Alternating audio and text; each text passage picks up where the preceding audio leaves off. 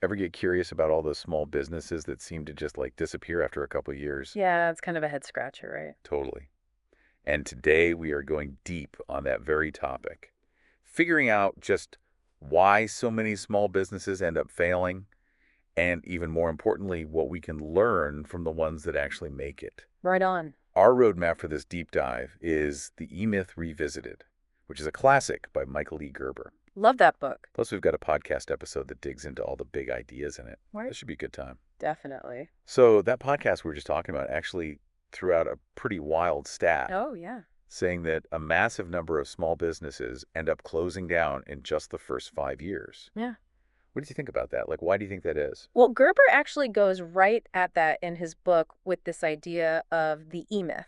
It stands for the entrepreneurial myth. Okay. Basically, it's this really tempting idea that if you are like truly passionate about something and you're really good at it, success is pretty much guaranteed if you create a business around it. Right. But as we're going to explore, there's this whole other side to creating a business that actually lasts. You know, you mentioned this thing about every business owner having kind of like three different personalities in them. Yeah, It really made me think. Could you unpack that a little? for sure. So Gerber lays out these three main players, right? You've got the entrepreneur who's all about that big vision and coming up with ideas. Okay. Then there's the manager who just loves systems and keeping everything running smoothly. Hmm. And then you've got the technician, the one who is in the trenches, getting their hands dirty, actually doing the work.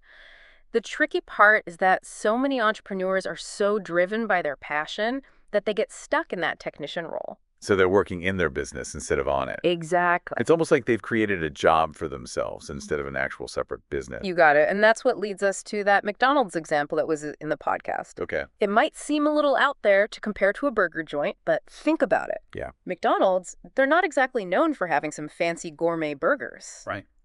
They're successful because no matter where you are in the world, you know exactly what you're getting every single time. And that kind of consistency only comes from systems that have been super carefully thought out and designed. It's super interesting how that all links back to the three personalities you were talking about, isn't it? Absolutely. Like if an entrepreneur is just consumed by being the technician and only focused on making every single burger themselves, they'll never be able to actually take a step back Yeah. and build a system like McDonald's that lets the business run without them needing to be there all the time. You hit the nail on the head. Creating those systems is basically the cure to the E-myth. It lets the business run on its own, almost like a machine that's been perfectly tuned up. I mean, think about it. Would McDonald's be the massive global thing that it is if the founder had to be personally checking every single burger? No way. Not a chance. So going back to those three personalities, why do you think some entrepreneurs get so caught up in that technician role?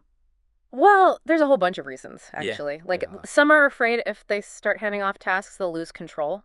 Others, they might not be so sure if other people can do things to their standards. And sometimes, honestly, it just boils down to being comfortable. They're just happiest when they're doing the work they love. Yeah, I get that. Mm, You know, for anyone out there listening who's running their own business, this is a really good moment to take a step back and think, totally. which of those personalities are you right now? And how is that impacting the way you're running your business?